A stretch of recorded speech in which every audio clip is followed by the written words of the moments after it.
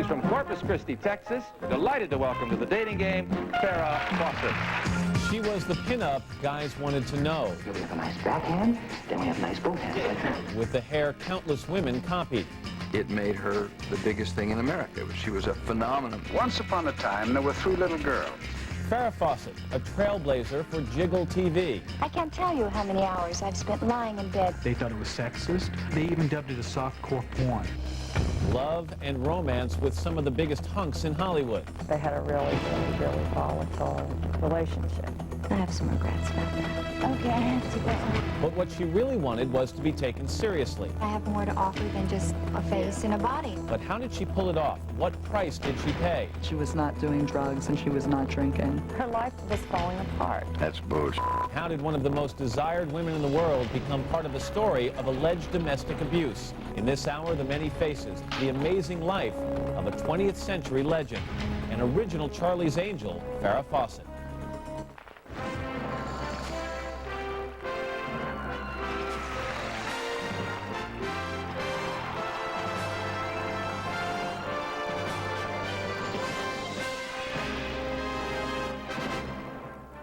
This is Headliners and Legends with Matt Lauer. Hi everyone, and welcome to Headliners and Legends. It's a familiar tale in Hollywood. Woman shoots to stardom as a sex symbol but longs to be treated as a serious actor. Few who ever try achieve that goal, but Farrah Fawcett did. In the 1970s, the show Charlie's Angels, a swimsuit poster, and a signature hairdo made her one of the most famous faces of pop culture. Little did we know that it was only her opening act. Ultra Bright has more whitener than any leave-in toothpaste, and the taste that turned toothpaste from dull to dynamite. You know the face, and you know the name, Farrah. She was just gorgeous. She's an angel, But to work for a man you've never laid eyes on. a sex symbol. All these hundreds of thousands of men are, having their first sexual experience with her. She fell into acting and made her mark. She's also an artist. Her choices in men, well, no one said she was perfect. I mean, am I dating? Yes. Yes, I am. It's been more than 30 years since this blonde bombshell hit Hollywood, and she's still a tabloid favorite. Farrah is a star. We care everything that she does. It all begins with her name, Farrah Lynee Fawcett. She is born on February 2nd, 1947, in Corpus Christi, Texas, the second daughter of Pauline and James Fawcett, an oil field contractor. The Fawcetts already have a 9-year-old daughter and had hopes for a son. I think that probably my dad would like to have had a boy. He had a boy's name picked out. We're happy with her being a girl, and as long as they're healthy and happy, that's all that matters. When Farrah is only 4 weeks old, doctors discover a life-threatening tumor in her digestive tract. Her only chance for survival is surgery, but the odds aren't good for the infant. We didn't think she'd live. They didn't do that kind of surgery at that time. And it was an eye doctor that actually did it with eye instruments. Farrah is a fighter and survives the operation with no more than a scar. But soon, the Fawcetts face another crisis. When Farrah is 2, her mother Pauline is diagnosed with severe anemia. Unable to keep up with a toddler, she entrusts Farrah to her older sister, Diane. Took her to school with me every day, and the nuns took care of her while I was in school, and she was a good child. Very, very good. Farrah grows into an angelic little girl with a remarkable smile. Even as a child, people are fascinated by her beauty. Already, she is a town legend.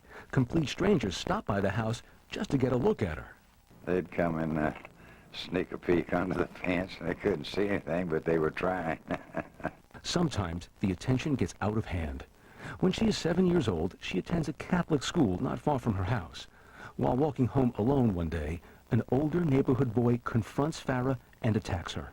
And he tried pulling me into this field, of which I just was hysterical. Threw my books down, ran away, scraped my knee. He tried to pull my panties down. You know, it was a terrible experience. For quite a while, she was afraid to go outside. She was afraid to do this. I mean, just to be alone. Never again will Farrah walk to school by herself. But by all appearances, she is happy and well-adjusted, a good student and a skilled athlete who loves to play tennis, swim, ride horses, and even go hunting and fishing with her father.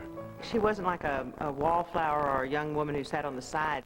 I'd say she was a tomboy, the most beautiful kind of tomboy. At age 14, Farrah leaves the sanctuary of Catholic school to begin 8th grade at Hamlin Junior High.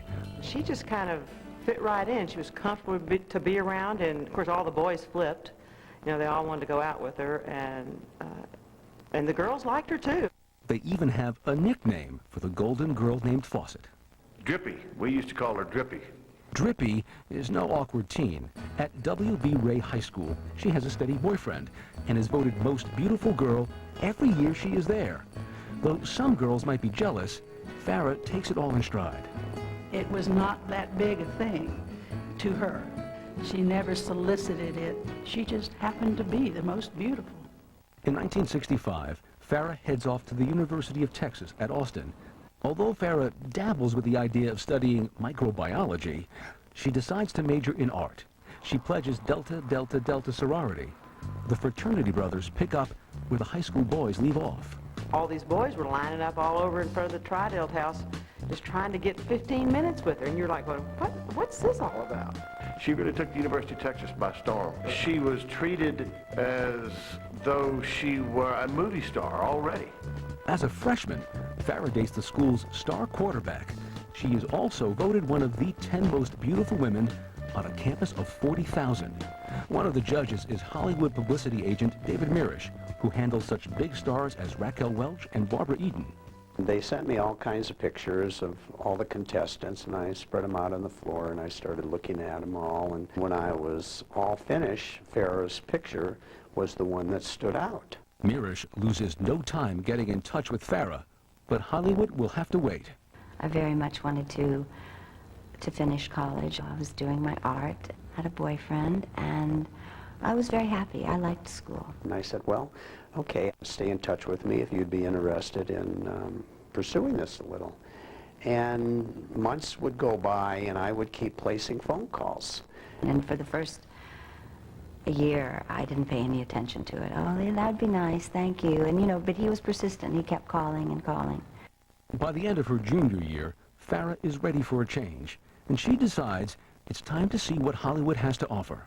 I decided to go out for the summer, but always with the thought that I would go back to college. When she went out there, she had no expectation of necessarily knowing where that was going to go. This was just kind of like someone just presented this plum, and she went out to kind of follow and see where it would go. In July 1968, Farrah's parents drive her to Los Angeles. She stays at the Hollywood Studio Club for Women, a facility where thousands of starry-eyed actresses like Marilyn Monroe have lived. Farrah's father likes it because there are no men allowed, but he's still not comfortable with his 21-year-old daughter being so far away from home. His last words to the publicist was, and if anything happens to my daughter, be sure I'm gonna kill you. Coming up, the pinup that graces bedroom walls across America, and how Farrah becomes an angel.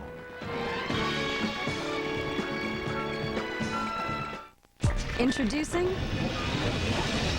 NBCI.com. Come on. Are you ready for something other than AOL and Yahoo? NBCI.com is one site with everything you need. From entertainment to sports to the best search on the web. NBCI.com not only makes using the internet easier, it makes life easier. NBCI.com, your agent on the web. What you want, when you want it. On the road, even for an experienced driver, things are not always the way they appear. For instance, the blind spots around a truck. They can be a dangerous place to drive. Now that's a beauty. Remember, if you can't see the driver's face in the side mirrors, Honey, he can't see you. the driver can't see you. Stay out of the truck's blind spots, and you'll stay safe. For more tips on how to share the road safely, get this free booklet from Shell. Count on Shell. There's something for everyone on AT&T Broadband. Just look what's coming this October. Can you keep a secret? I see dead people. Bruce Willis. The H.O. Osmond. Please make them leave. The Sixth Sense. First on Stars. Only on Stars. Tune in. It's all on AT&T Broadband.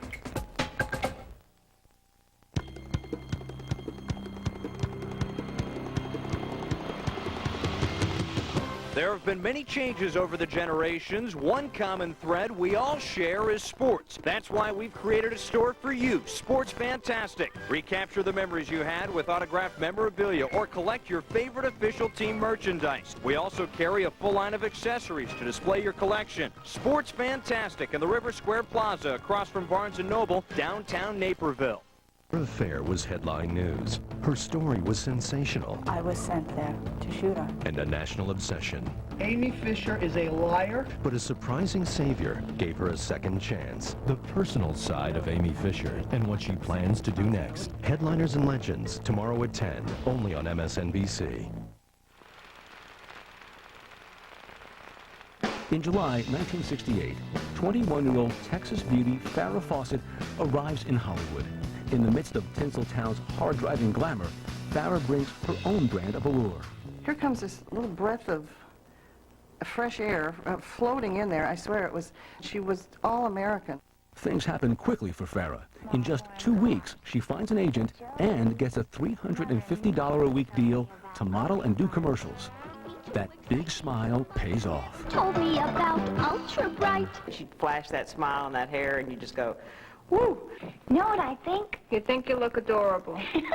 She had everything going for her. She had the looks, she had the attitude, she was just gorgeous. Never formally trained, Farrah learns acting while on the job. They had to say ridiculous things like, you have to face the camera. You can't, because I was very shy. I remember the first time they knocked on my door. I said, oh, no, I'm not ready. And they said, well, we don't care. And I said, oh. Okay, so it was a pretty natural look, Besides commercials, one of Farrah's first TV appearances is on the popular show, The Dating Game. She's from Corpus Christi, Texas, finds relaxation in many outdoor sports. We're delighted to welcome to The Dating Game, Farrah Fawcett. Farrah never does go out on that date. She already has a new man in her life. In her first 2 weeks in Hollywood, she meets actor Lee Majors, star of the television hit series The Big Valley, and the two quickly fall in love. He first takes notice of the beautiful blonde from a photo on his agent's desk. Majors, a strapping former football player from Kentucky, calls Farrah for a date. He picked me up and we got in the car. I think, I definitely was intimidated and obviously then more shy. And he was then extremely shy. So we just rode in silence. The two become inseparable. At summer's end, Farrah has a handsome new beau, a promising career, and no plans to return to Texas or college. Lee protects and guides Farrah through the maze of Hollywood. Soon, the commercials turn into bit parts in movies and TV shows like The Partridge Family. The appearances are short, and so are her skirts. But shouldn't you be using a movie camera? I mean, that camera just takes stills. The parts aren't exactly a stretch. In a guest shot on I Dream of Jeannie, she plays the beautiful blonde men would love to get their hands on. Now here we have a nice forehand, and here we have a nice backhand, then we have nice both hands like that. On the courts, Tiger. I'll change and meet you. While Farrah continues to get small roles, she makes a big move, right into Lee Majors' house. For the Catholic girl from Texas, it's definitely a change of lifestyle. It wasn't like a dream of mine to get married. Before settling down and sharing my life with someone, I wanted to make sure I had a life. For 5 years, Farrah enjoys her career and living with Lee, but soon tradition catches up. On July 28, 1973, the golden couple marry at the Bel Air Hotel in Beverly Hills in an intimate outdoor wedding with close friends and family. We got married because my parents were constantly, on my case about not being married and living together. I probably would have waited longer. We can rebuild him. We have the technology. That same year, Lee Majors starts working on his very own series, The $6 Million Man. It's a huge hit, and Lee shares his good fortune with his wife. Farrah makes several guest appearances on his show. You can open doors for me anytime. Lee supports Farrah's career, which by 1973 is pulling in about $100,000 a year from small parts and commercials. But he prefers a stay-at-home wife. Farrah is happy to focus on her marriage and just having fun. She was prepared to do her episode on the $6 Million Man and her commercials and be very happy with her life. But all that changes in 1975. Farrah convinces editor-in-chief Helen Gurley Brown to put her on the cover of Cosmopolitan magazine. Then, television executive Aaron Spelling asks her to play one of 3 leading women in a new detective show he's developing called Charlie's Angels. Though Farrah isn't anxious to work the long hours of a TV series, she agrees to shoot the 90-minute pilot. Charlie's Angels, they gave her the script, and none of us thought it would go. So we said, oh, it's okay for a little time, just do it. Farrah begins shooting the pilot with co-stars Jacqueline Smith and Kate Jackson in July 1975. Farrah, though, is unconvinced of the show's potential. She has other projects in the works, more commercials, and a poster. We looked through the pictures, and there were so many to choose from. Farrah wanted a non-smiling one. And I said, oh, Farrah, we can't, you know, the hair, the teeth, everything, they want to see that. The winner is a simple shot of Farrah in a red bathing suit. Meanwhile, Charlie's Angels premieres on March 21st, 1976 as a made-for-TV movie. Once upon a time, there were 3 little girls. The show centers around 3 women private investigators who not only happen to be drop-dead gorgeous, they have brains, know karate, and pack guns. The ratings go through the roof. And the Angels are picked up as a regular series in the fall. Then, over the summer of 1976, Farrah's poster is released. It made her the biggest thing in America. She was a phenomenon at the moment. The poster eventually sells a record 12 million copies. And something unheard of at the time, Farrah gets 10% of the profits. I own the copyright to the shot. It's just something instinctive, you know, inside of me said, no, I should have a say about this. And luckily I did, because it was everywhere before I knew it. Not only does it make her a very rich woman, it establishes her as a bona fide sex symbol and 70s icon. Farrah Fawcett Majors becomes the hottest pinup ever, and with the success of Charlie's Angels hot on its heels, Farrah is here to stay. Coming up, fame, fortune, and an angel's fall from grace. I am not a yo-yo!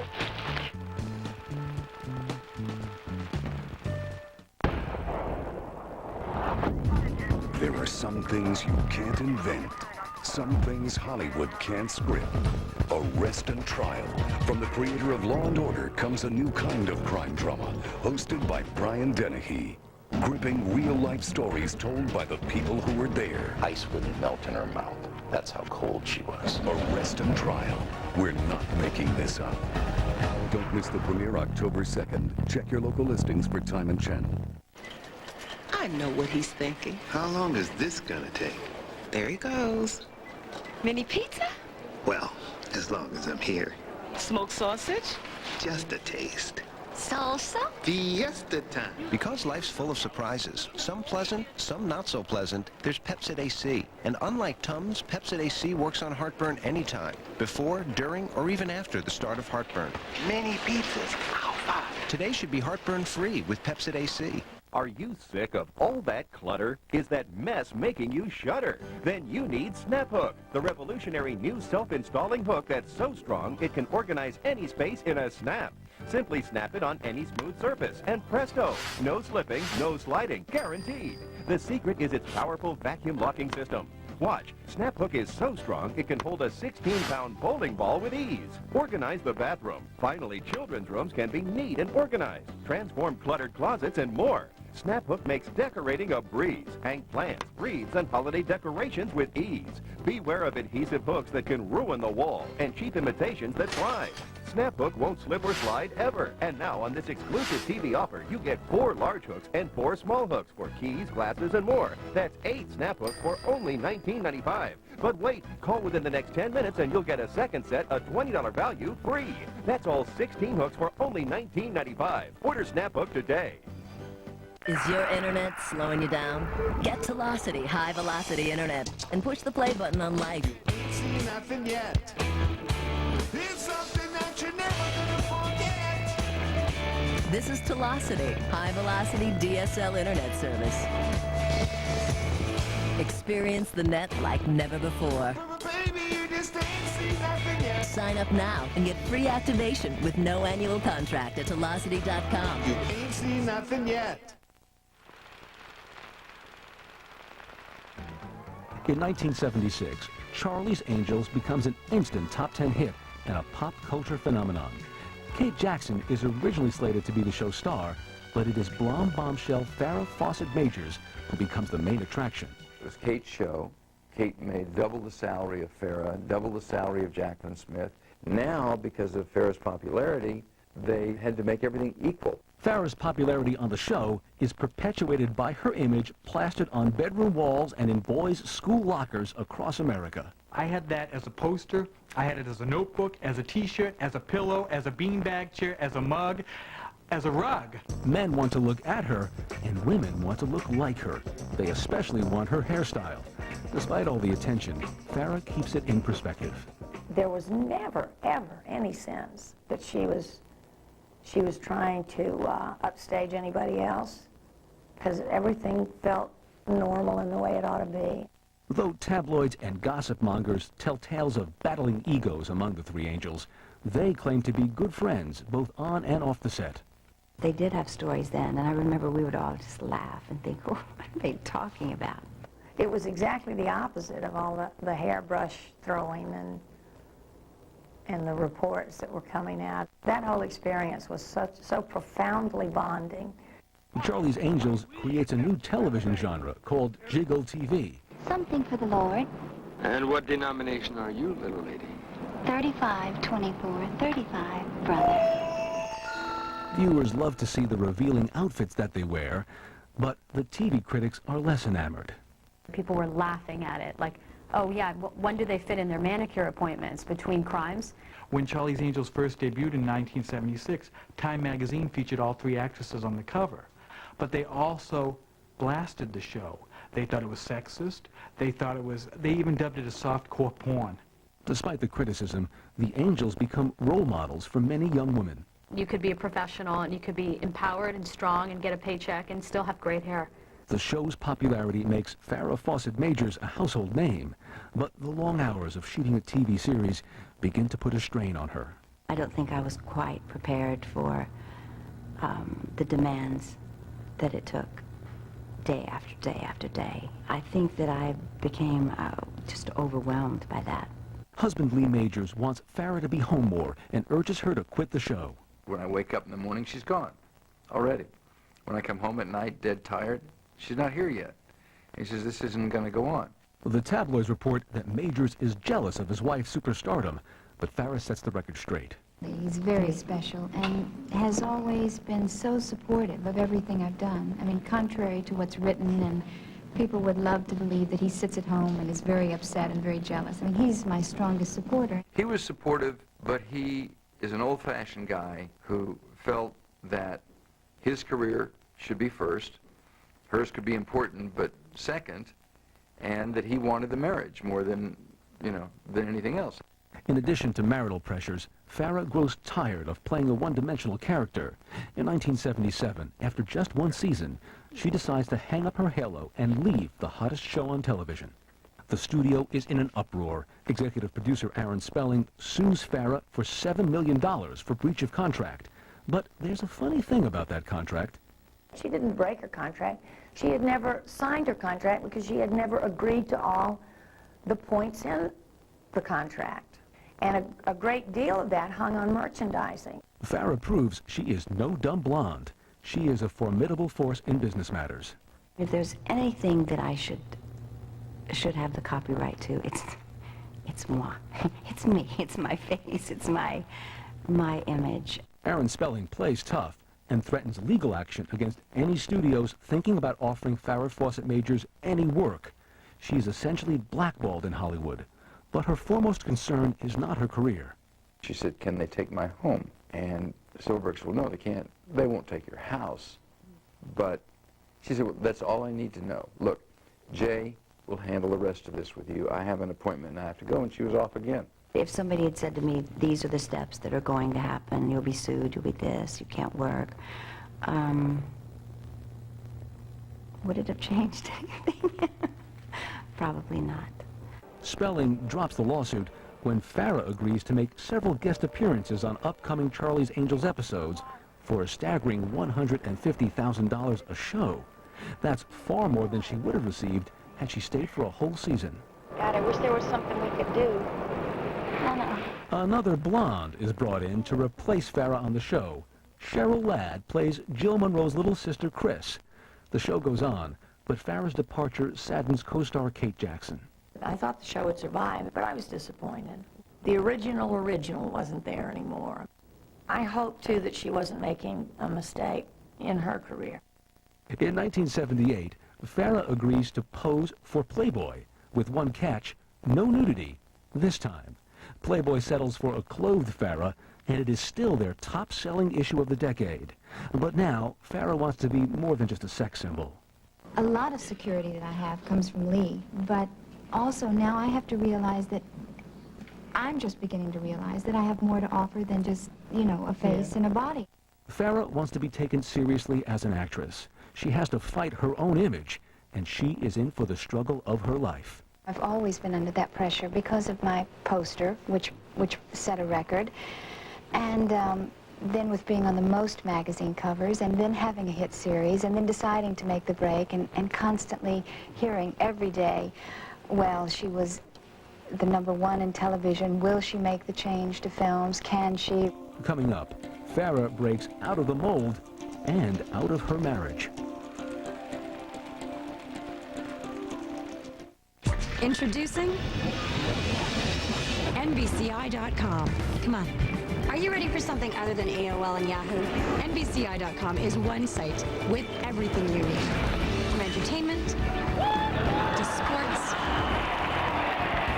to the best search on the web.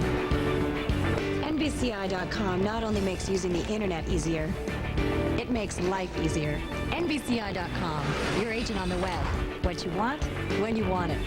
Hey, I'm looking for a digital camera that stores images on a memory stick. Did you know where I can find one that's digital? Excuse me, what did he say? Never mind. Which digital camcorder lets me shoot on standard 8mm tape? This your car? What's the easiest way to email my photos? No email, a hot dog.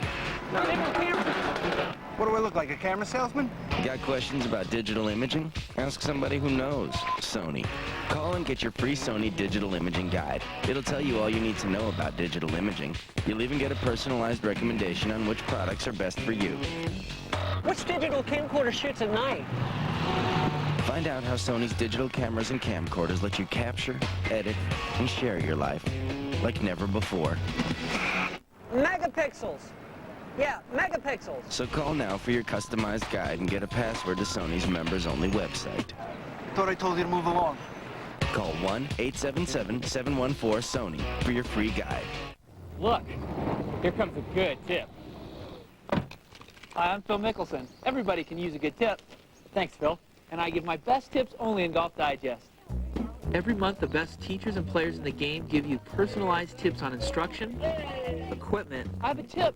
Everything that you need to lower your score. I think I have something to help your backswing. Thank you, no problem. But there's a catch. You've got to read it. Call now for your risk-free issue. Each issue comes with this handy Pocket Tips pull-out booklet. You'll also get this free instructional video. Golf Digest is the golf magazine. Easy to follow tips on instruction, information on the top equipment, the best places to play, and commentary, all from the best teachers and players in the game. We're going to make you a better golfer, and that's a guarantee. Call now and get your first issue risk-free, including this Pocket Tips booklet. If you like it, you'll get 11 more issues for only $19.77. You'll also get this free instructional video. Call 800-847-3800 now. I'm telling you, it's the best tip you'll ever get. This is Headliners and Legends with Matt Lauer. The late 1970s. Farrah Fawcett Majors has left the top-rated Charlie's Angels TV series after only one season. Thanks to her swimsuit poster and other endorsements, she's a household name and wealthy, too. But money's not the most important thing to Farrah. Instead, the woman who once said she wasn't all that interested in being an actor now wants to be taken seriously in that profession. Charlie's retired angel is now a highly paid guest star on the show. Elsewhere in television, Farrah Fawcett's career is almost dead. The breach of contract lawsuit with Aaron Spelling has hurt her reputation and scared off the studios. But in 1978, Farrah lands a leading role in a film with Jeff Bridges called Somebody Killed Her Husband. The film is panned by critics who quip, "Somebody killed her career." Although the movie wasn't any good, it kept her in the game, and it pulled up her acting to the level of Jeff Bridges. Hasn't been too bumpy, though, has it? Over the next few years, she appears in a string of mediocre movies, including Sunburn with Charles Grodin. She still finds herself in bathing suits and is unhappy with the film's final cut. I took it for all the reasons that you won't see in the film, so I mean, it's kind of contradictory. I felt at the time, when I first read the script, it was much more serious. Though Farrah is frustrated with the roles she's offered, she makes the most of working with high-caliber actors. In Saturn III, another bomb, she appears opposite Kirk Douglas. Farrah didn't have to worry about the movies being bad and hurting her movie career because no one thought she was a movie star. This was her practice time. Husband Lee Majors also leaves The $6 Million Man in 1978 to pursue a movie career of his own, but it forces them to be apart. Didn't Lee just do 2 or 3 films almost back to back? Yes, he's But when right do you now. see each other? Well, lately, not very much. With two budding movie stars, often shooting in distant locations, a life together as a married couple becomes strained. You end up, spending very little time together, and the weekends you're exhausted, sort of like nonstop. When Lee Majors is called away to shoot yet another movie, Farrah is upset. So he asks his friend, actor Ryan O'Neal, to look in on her. O'Neal, famous for his performances in Love Story and Paper Moon, and infamous for his womanizing ways, takes Farrah out to a friendly dinner that turns romantic. Majors is stunned by his friend's betrayal. They had just been best friends, and you don't expect your best friend of 20 years to, regardless of their reputation, don't think about that. Things quickly come to a head. In 1979, Farrah leaves Lee to move in with Ryan. The tabloids have a field day. After 3 years of divorce proceedings, it comes down to who gets the house.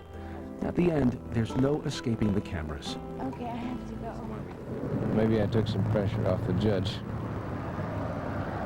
because I made the decision to give her the house because she deserves it.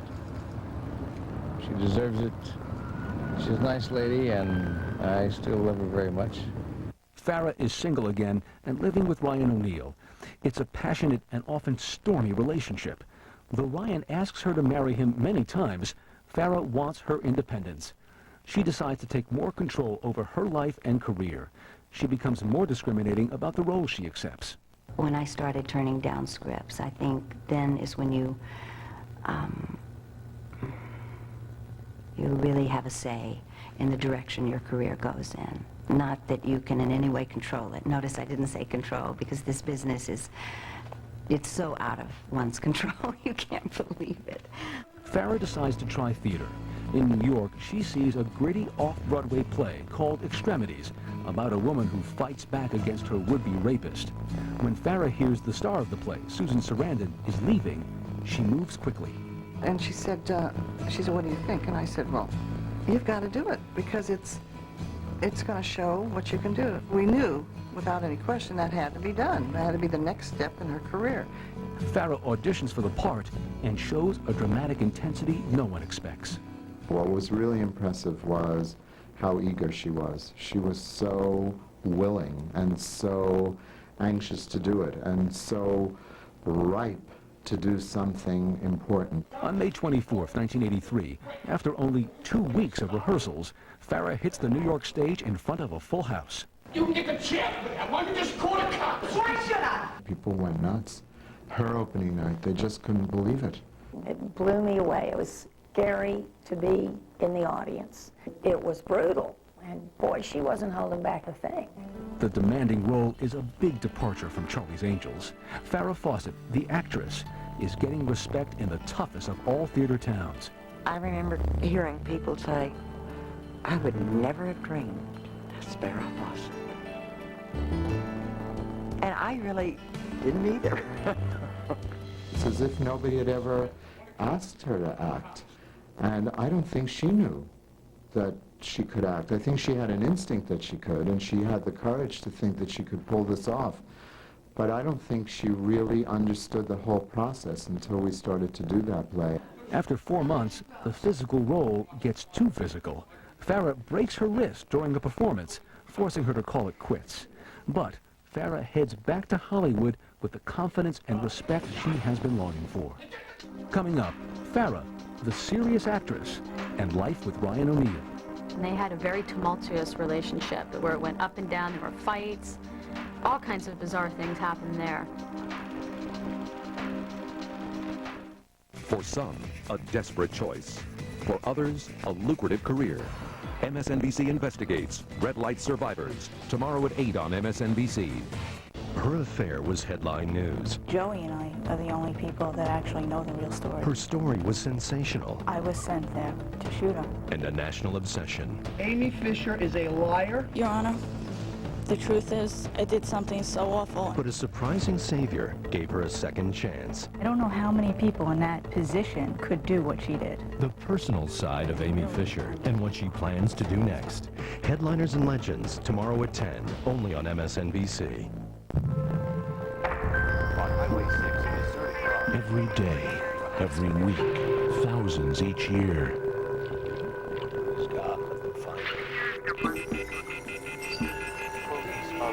Family, friends, co-workers just disappear. Real people. Where did they go? Real stories. Missing Persons. Premieres Friday night at 8, only on MSNBC. Look, here comes a good tip. Hi, I'm Phil Mickelson. Everybody can use a good tip. Thanks, Phil. And I give my best tips only in Golf Digest. Every month, the best teachers and players in the game give you personalized tips on instruction, equipment. I have a tip. Everything that you need to lower your score. I think I have something to help your backswing. Thank you. No problem. But there's a catch. You've got to read it. Call now for your risk-free issue. Each issue comes with this handy Pocket Tips pull-out booklet. You'll also get this free instructional video. Golf Digest is the golf magazine. Easy to follow tips on instruction, information on the top equipment, the best places to play, and commentary, all from the best teachers and players in the game. We're going to make you a better golfer, and that's a guarantee. Call now and get your first issue risk-free, including this Pocket Tips booklet. If you like it, you'll get 11 more issues for only $19.77. You'll also get this free instructional video. Call 800-952-2626 now. I'm telling you, it's the best tip you'll ever get.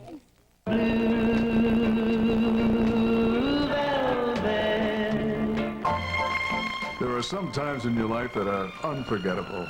Now Mystic Music lets you relive all your special memories with Moments to Remember.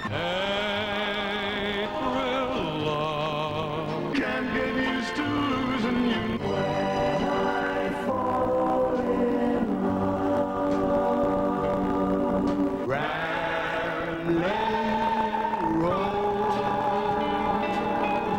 chances are. Don't let the moments of your life fade away. Bring them back with Moments to Remember. 3 records or 2 cassettes, only $19.95. 2 CDs, only $24.95. Here's how to order. To order Moments to Remember, call 1-800-391-0707 or send $19.95 for 3 records or 2 cassettes or $24.95 for 2 CDs plus $4.95 shipping to the address on your screen.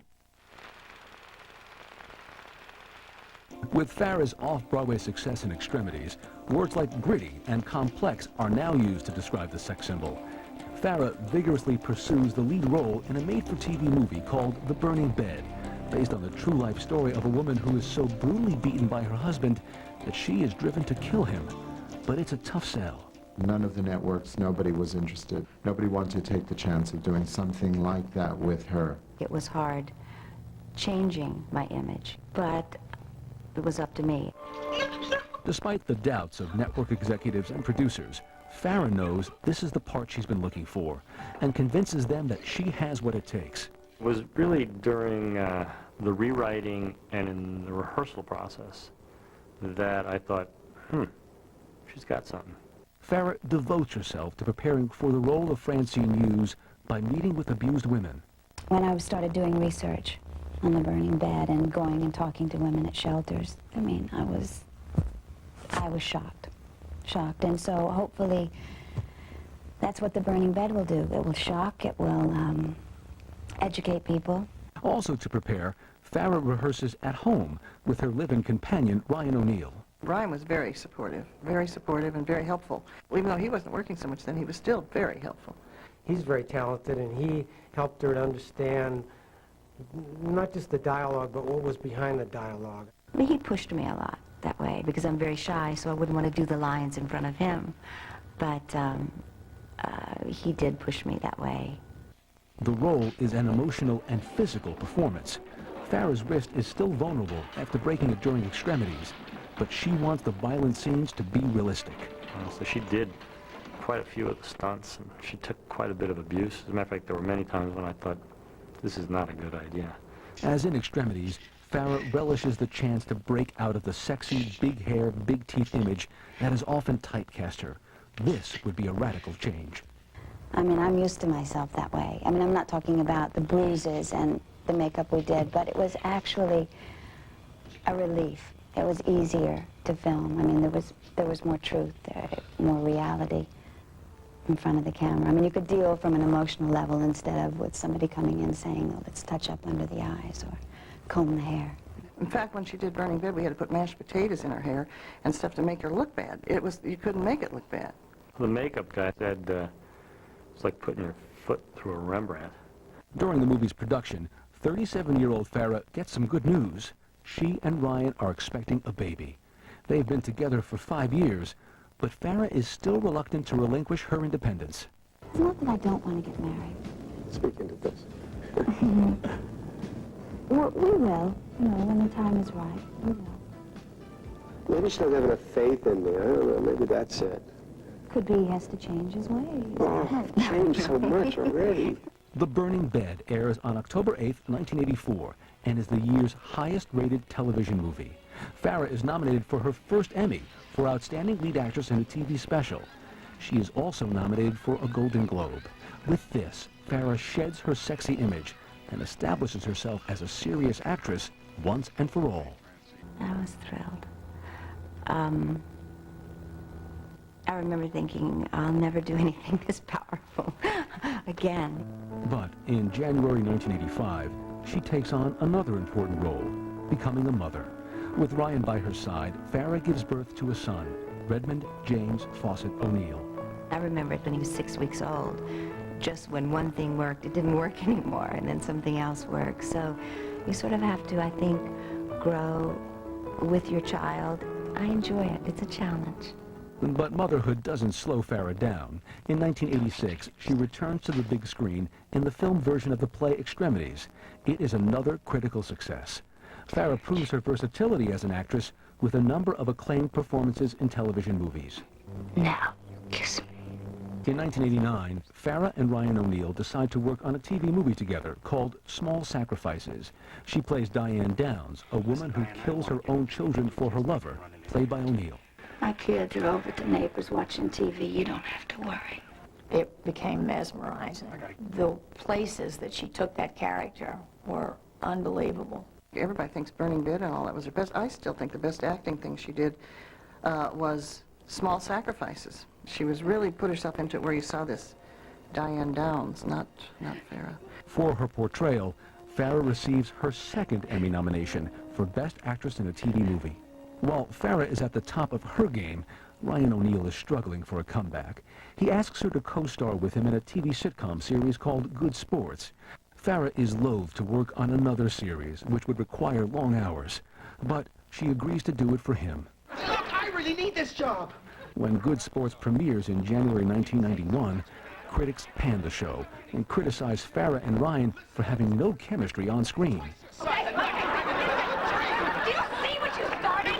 After only 15 episodes, it is canceled. I just never have figured out why it didn't show because they were so sparkly together, and both of them, one of them funnier than the other one. You've got to have a great concept that people are interested in, and you've got to have, you know, great writing. And I don't think that Ryan O'Neal and Farrah had either of it on the show that they went for.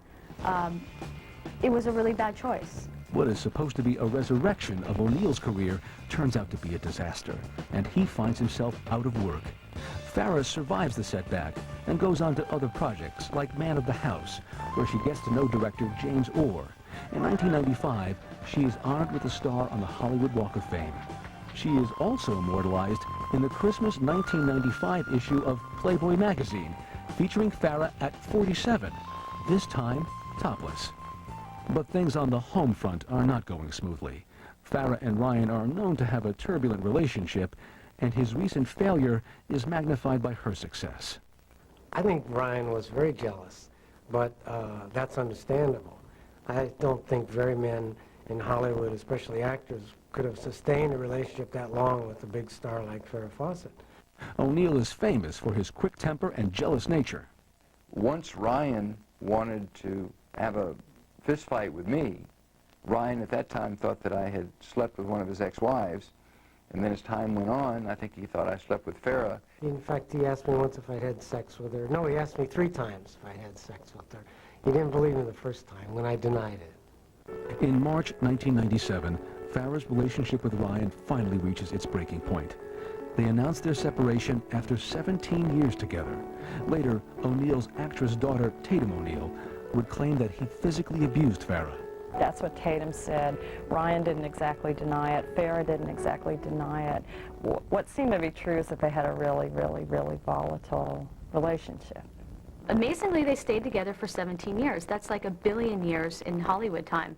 For Farrah, the breakup with Ryan O'Neil would not be the only crisis she faces in 1997. Coming up, more Playboy, Letterman, and Farrah battles rumors of substance abuse and mental illness.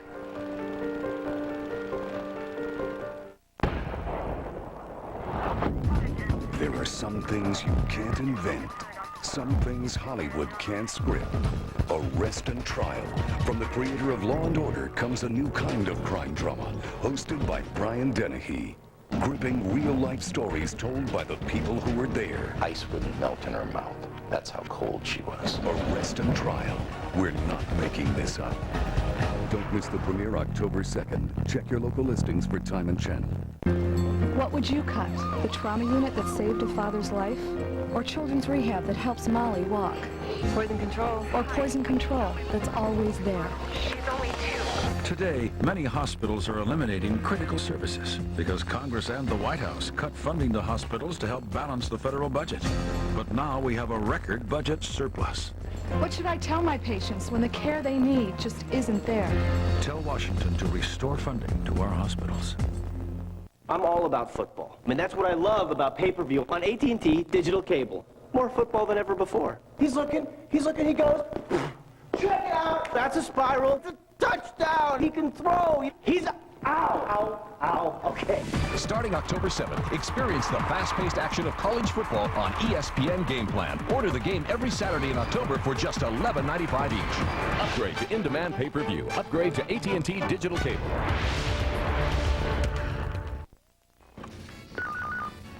Hello. Carter, meeting, 2 o'clock. I need a suit. I need a suit by 2 o'clock. Oh, of course. No problem. At Leonard's, we carry Jane Barnes, Hart Schaffner and Marks, Talia. This Jack Victor would be an excellent choice. Perfect. What about tailoring? Not a problem. Impressive. At Leonard's, we get you dressed for success. Tale of 2 military cadets who shared high hopes and a terrible secret. Crime Files, Honored Country Murder. Next on MSNBC. Tomorrow, 2 U.S. teams play for trips to gold medal games. The undefeated men's soccer team and Tommy Lasorda's baseball squad. The Olympics tomorrow, 10 a.m. Eastern on MSNBC. 1997 is a tumultuous year for Farrah. She is pained by the end of her 17-year relationship with Ryan O'Neil, the father of her son. Now, at 50, Farrah is alone again. But she continues to get high marks for her work. She is handpicked by actor-turned-director Robert Duvall to star opposite him in The Apostle. We prayed together since before we were married. My knees are worn out over us. I don't want to live like this anymore. He had always been a fan of Farrah Fawcett, and he sought her out to do this role, and he said he'd never thought of anyone else to do it but her. Farrah is critically praised for her portrayal of Jessie Dewey, but it is overshadowed by the surprise reaction toward another performance. The woman who fought so hard for people to look past her looks poses fully nude for Playboy. Along with the pictorial is a pay-per-view special in which she sculpts and body paints in the nude. Though some believe she does it to jumpstart her career, Playboy apparently makes her an offer she can't refuse. We'll do your life story. We'll feature all of your art, and you can have final cut. So it was pretty hard to turn that down. It took a lot of guts to pose for Playboy at 50. And if you look at the video, it's a pretty gutsy video. It's very, very, very out there. Some viewers think it's a little too out there. At the time, Farrah is excited and completely immersed in the project. Since her days as an art student at the University of Texas, she's always wanted to paint with her body and express herself through art. 3 years later, she looks back on the project differently. I have some regrets about that. I don't think that I really was able to achieve what I had such conviction.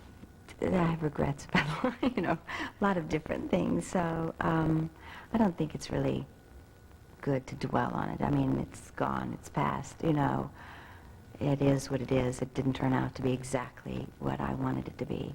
The one and only Farrah Fawcett. To promote the magazine and the special, Farrah appears on The Late Show with David Letterman. For Farrah Fawcett, June 6, 1997 is a day that will live in infamy. I know that Farrah wanted to play a particular role on Letterman. She wanted to do something that people would talk about and that would make people laugh. She certainly accomplished that. To prove that art, sort of like they perceive it in. The Farrah seems disoriented and incoherent. Rumors spread that she is on drugs or alcohol. That's bullshit. I was with Farrah Fawcett before she went on to Letterman, and she was not doing drugs and she was not drinking. Farrah denies the drug rumors. She believes that her appearance went well and is stunned by the reaction. Still, I'm baffled by that. I've said it before, okay, guilty of being, a bad talk show guest. I was nervous. There was a group of college students over on the side, and they had no security there to keep them quiet, and they were yelling, "Farrah, Farrah, Farrah." Well, that didn't come out. Made her look like she was stupid, and of course I said, what, she was on drugs? I was upset for a while that it just sort of snowballed and people made such a big deal about it. But I think it was probably what was going on in my life at the time that people were reacting to. And there is a lot going on. In early 1998, Farrah is caught in another media firestorm when director James Orr, now her boyfriend, is arrested for shoving and kicking her and slamming her head on the ground. Though Farrah doesn't want to press charges, the city prosecutors proceed anyway, and she is forced to appear in court and deal with the situation publicly. Her life was falling apart, and the difference between Farrah and the rest of us is most of us get to do that in private, and she had to do it in public. And I think she was under enormous stress, and she made some really bad choices, and it showed. Orr is found guilty on one count of misdemeanor battery and is sentenced to 3 years probation. Farrah heads home to Texas to escape the glare of Hollywood and to rest and recoup. 2 years later, Farrah is healthier and happier. She's dating again. She's had her share of strong, opinionated, domineering men. So what is she looking for now? I think it's not what I look for, it's what I know to avoid. That's probably what I know more than what I'm looking for. I know what I don't want. But Farrah does know what she wants in her career. My feeling is, and my dad said this, it's not how far you fall, it's how quickly you bounce back. So, careers are made of bouncing, I think, bouncing. In 2000, Farrah bounces back with several new projects. a TNT original film called Baby with Extremities director Robert Ackerman. The thing is, he wasn't just our child. And on the big screen, she stars opposite Richard Gere in Robert Altman's new movie, Dr. T and the Women. There's so much frenzy around her, and there's so much scandal around her, especially in the last 3 years, that people lose sight of that she really does have a lot to offer on screen. She has a lot to offer off-screen as well. She is an artist. In 2001, she will exhibit her paintings and sculptures at the renowned Pompidou Museum in Paris. I'm collaborating with an artist in New York, and he approached me about collaborating on a piece of work, which was, I felt so honored. You know, I thought, wow, collaborate on a piece, okay. She's very focused when she's in here. I think she's really taught me to work a lot more intuitively. It really truly became a collaboration, and I really didn't understand that one could do that with one's art. She's a really good artist. I think we've come up with some great work. It's a total dream, yeah, dream come true. After more than 30 years in Hollywood, Farrah Fawcett has evolved from ingenue to sex symbol to legend. And it seems she is set for whatever comes next. The main thing I see with Farrah is she now has the courage of her convictions, which she did not have at the beginning. She loves taking risks, and she loves going places that, you know, people wouldn't expect her to go. So who knows what's next for her? I hope to be able to work, you know, and grow old gracefully, and maybe do one of my best performances, you know, driving Miss Daisy or something like that. I'm proud of my daughter. Very proud, and she done real well, and she's strong. There's something special about Farrah from the get-go. Her mother started it with her name, and then it just snowballed. 25 years after Charlie's Angels TV debut, Hollywood has come up with a big screen version. Farrah Fawcett was offered a cameo role in the film but turned it down. As always, she prefers to keep looking ahead. I'm Matt Lauer. Thanks for watching.